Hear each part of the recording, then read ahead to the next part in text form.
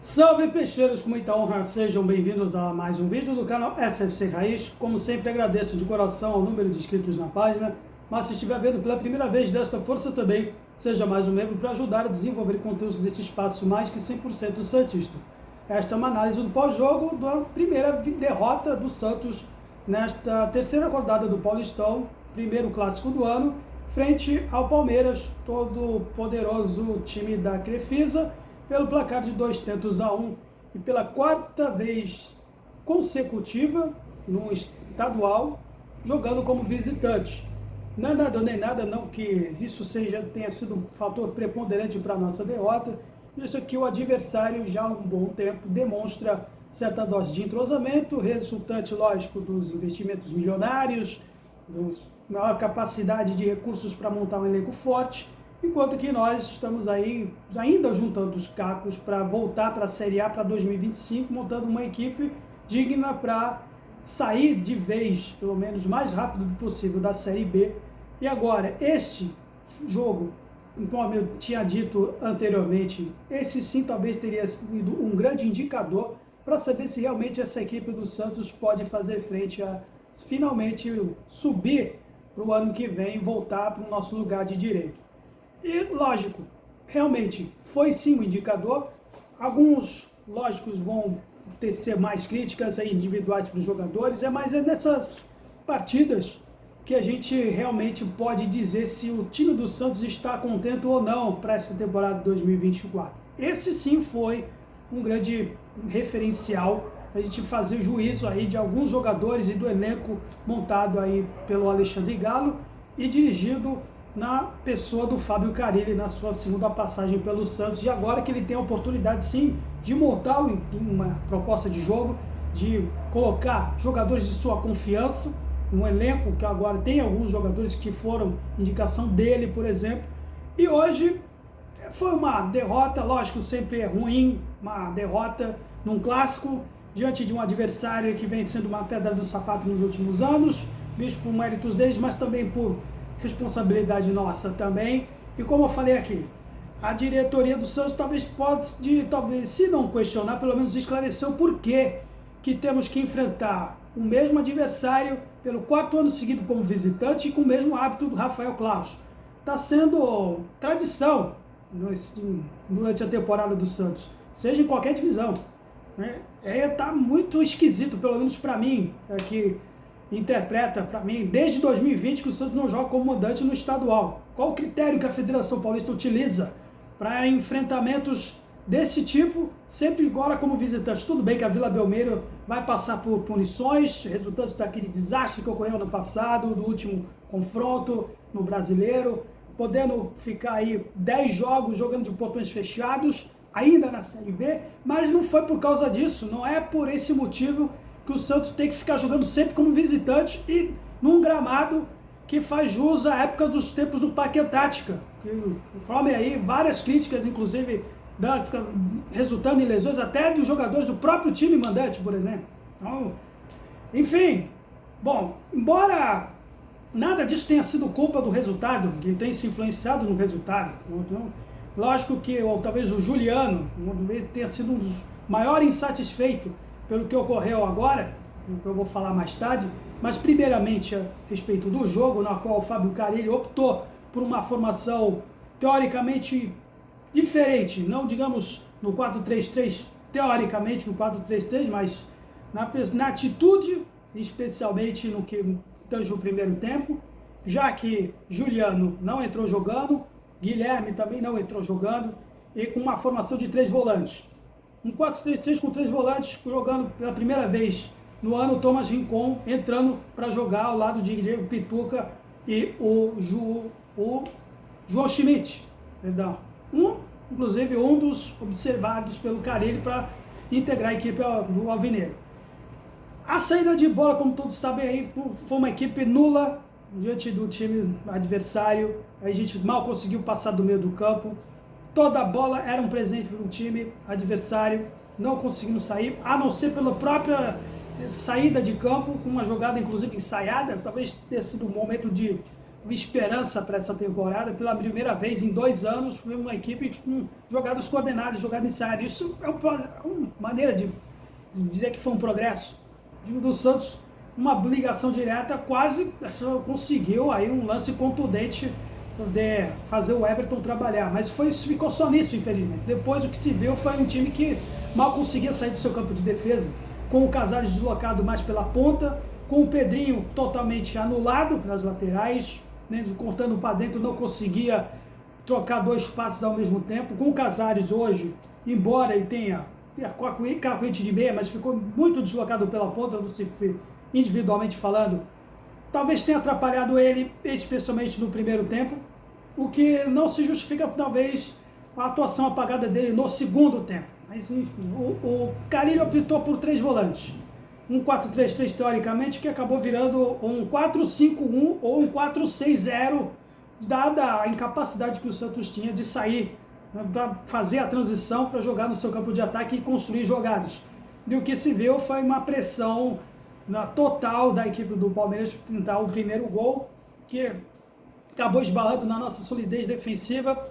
De certo modo, pode-se dizer, teoricamente, que houve algum progresso, porque pelo menos a gente não tomou contra com o mesmo adversário no primeiro tempo, embora tínhamos feito muito para isso, que as saídas de bola, especialmente com bola no pé, na pessoa também do próprio o João Schmidt ou do Thomas Rincon, que curiosamente foi o encarregado de auxiliar no mérito ofensivo, coisa que não se vê muito no Thomas Rincon. Eu acho que muito estranho da parte do Carille apostar no Thomas Rincon para sair, entrar, auxiliando no campo ofensivo e deixando o Diego Pituca ou o próprio João Schmidt atrás.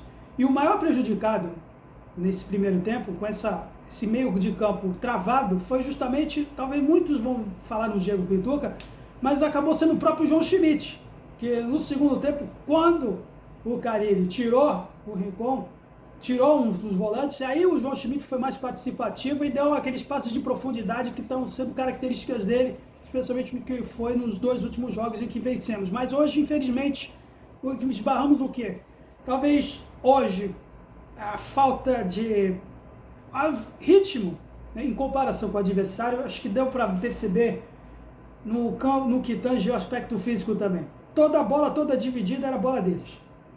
Toda vez que a gente tentava trocar um passe, eles desarmavam. E o tempo de bola, realmente, eles têm uma vantagem maior do que nós. Um time ainda em formação e composto por jogadores que já passaram dos 30 anos. Né? Do Casares, que entrou jogando, por exemplo. O Thomas Rincon, volante, 35 anos. Me desculpe se eu estiver enganado. Casares tem 30, 31 anos.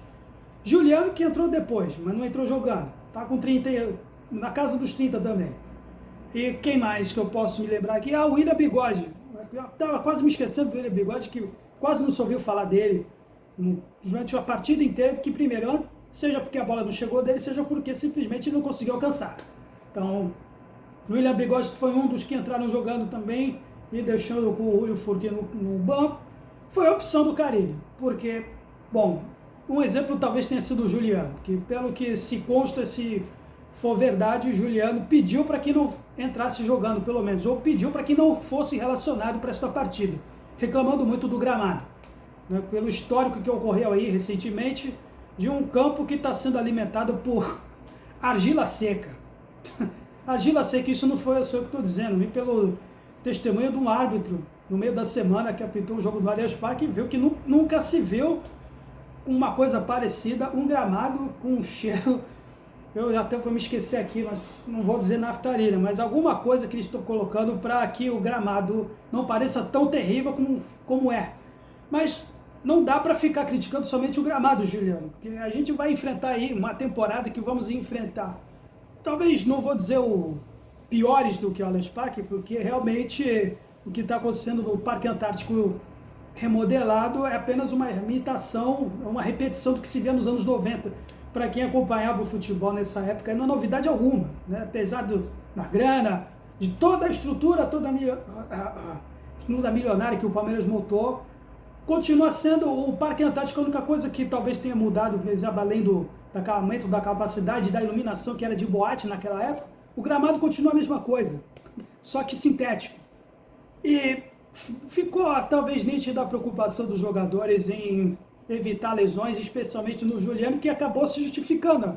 Talvez o pedido do Carille, para o Carille não relacionar para o jogo. Porque logo que ele entrou, na entrada do Pedrinho, ele se lesionou e o Carille foi obrigado a queimar uma substituição. E há males que vem para bem. Se vier aqui com uma coisa foi positiva, depois foi justo a entrada do Otero, que vem sendo o cara talvez um dos mais regulares nesse novo elenco do Santos, que acabou proporcionando o gol de honra na jogada, que foi 90% dele, que entrando para o meio, numa conclusão que eu não me lembro, não sei se foi para o próprio William Bigode, me desculpem, mas o que importa foi que o Otero foi como se tivesse batido o escanteio e cabeceado ao mesmo tempo no gol de honra. E no momento que a gente poderia, talvez, correr atrás do empate, mas numa circunstância que nós, por exemplo, falhamos, especialmente em momentos individuais no meio do campo, que já com totalmente dentro, que sobrou para o adversário chutar de longa distância, mas o que chamou a atenção em aspecto individual agora, ter sido uma certa crítica aqui, muita gente vai talvez criticar o João Paulo, mas o Aderlan demonstra que não dá para se ter cadeira cativa nesse time, entendeu? A gente até ficou empolgado com esses dois últimos resultados. Sim, é uma equipe que demonstra mais vontade do que qualquer coisa que se viu no ano passado, mas não dá para cravar titulares absolutos. Por exemplo, o Aderlan hoje totalmente nulo, tanto seja ofensiva como defensivamente, proporcionou muitos espaços para os adversários, especialmente no lançamento do segundo gol, e especialmente também na pessoa do Joaquim, que não conseguiu acompanhar o adversário, e não foi completamente a culpa do João Paulo no segundo gol. Não. Inclusive, hoje, talvez possa ter falhado em alguns momentos, mas não nos dois lances que culminaram no gol. Então, a gente vai criticar o João Paulo, mas eu não vou, não querendo ser advogado dele, mas também não querendo ser o inquisidor do que aconteceu nesses dois gols. E o Santos, hoje, em termos de passes, em termos de distribuição, esbarrou numa equipe mais entrosada e com mais ritmo, físico do que nós. É uma equipe boa? Sim, mas é uma equipe para enfrentar adversários de ponta? Não, ainda não. É uma equipe para subir mais rápido possível. Demonstrou isso hoje. Que foi, sim, uma partida que pode demonstrar os altos e baixos, as virtudes e os defeitos deste elenco. Talvez o cara poderia ter feito diferente? Sim, poderia ter feito diferente se não colocasse tantos volantes no meio do campo, que o que se viu não adiantou muita coisa, foi uma equipe acuada. Tanto que depois, quando ele tirou, a equipe deu um pouquinho mais de fluidez. Com o João Schmidt, que talvez foi mais prejudicado nessa opção do cara de colocar, entupir o meio do campo com o volante, acabou liberando ele, dando a aptidão dele de colocar alguns lances, de alguns lançamentos, mas talvez hoje a gente poderia ter equilibrado um pouquinho mais a partida, criando um pouquinho mais de chances, mas que esbarrariam na falta de pontaria. Esse é um outro fator aqui que a gente pode destacar já alguns momentos aí no lance contra a Ponte Preta, da nossa falta de finalização. Isso, infelizmente, está perdurando e há já algum bom tempo, desde aquele time horroroso do ano passado, com um novo elenco agora. Espera-se que essa maldição da falta de pontaria não contamine esse elenco que a gente espera para que a gente suba para o ano que vem. Bom, falando individualmente, o Guilherme, eu tinha feito uma análise a respeito dele aqui, demonstrando que não vai ser nenhum Soteldo da vida. É um cara que teve a oportunidade, inclusive, quando o Santos estava, inclusive, ainda com a desvantagem de 1-0, um toque de profundidade, ele teve a chance de, pelo menos, abrir um empate de 1-1, mas esbarrou no Everton. Um lance que ele pecou pelo excesso de preciosismo, e pela falta de pontaria também, a atitude do Guilherme também. E numa partida que a gente joga como visitante, não dá para ficar, viu, seu Guilherme? Eu vou tecer agora uma crítica aqui, que teve um lance claríssimo que a bola bateu por ele por último, ele tentou iludir o árbitro com escanteio. Então, ele precisa se ligar que em certos momentos não dá para se cravar em certas decisões de arbitragem erradas. Ainda mais agora em épocas de VAR, né, Guilherme? Então, enfim, a gente hoje foi uma derrota esperada, dolorosamente esperada pelas circunstâncias, momentos que cada time vive. Mas não dá também para criticar ou sacrificar o elenco ainda, por enquanto, porque é um momento de reconstrução, é um momento de analisar ainda, né, essa equipe que está se formando nessa temporada. Esse Paulista, talvez, embora seja uma das únicas competições que o Santos vai disputar esse ano, possa ser talvez um preparativo para a gente ter o grande objetivo definitivo, que é realmente sair, disputar uma Série B digna para poder ser um dos 4 primeiros por ano que vem.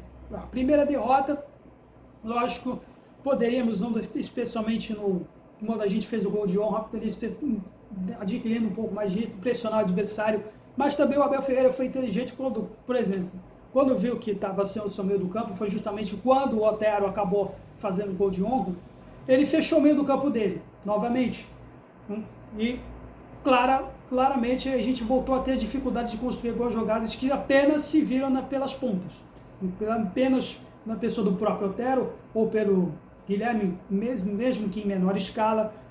E o Kevson, que embora ele seja esforçado, muita gente vai criticar o Kevson aqui, bom, talvez seja o advogado do diabo aqui, mas lógico, sem querer limar o Kevson. Ele até que se saiu bem pela limitação técnica dele. Era muito se esperado que as jogadas que o Palmeiras fazia no primeiro tempo fossem em cima dele. Estava claro isso, né? Mas até que, pelo menos na etapa inicial, ele deu conta do recado. O problema foi no segundo tempo, quando até o Carille acabou colocando o seu Felipe Jonathan para substituir. Bom, foi uma partida para o Carille rodar o elenco, né? Por certos momentos aí, temores ao gramado. Então, realmente, agora o Santos vai ter jogos aí, mais uma sequência de 3 partidas aí por semana. Água Santa agora em São Bernardo, Guarani no domingo, e no meio da semana vai um outro clássico agora no Corinthians, pelo menos 2 jogos na Vila Belmiro como mandante. Essa partida para o Guarani era para ser no Morumbi, mas o Ministério Público barrou em função aí dos outros eventos aí que vamos ter diante de outros rivais que vão disputar a Supercopa. Então pode ficar para a próxima partida em São Paulo. Galera, se você gostou, por enquanto, deixe sua curtida também, seu apoio, sugestões e críticas nessa discussão de comentários, e até a próxima. Santos sempre Santos, valeu!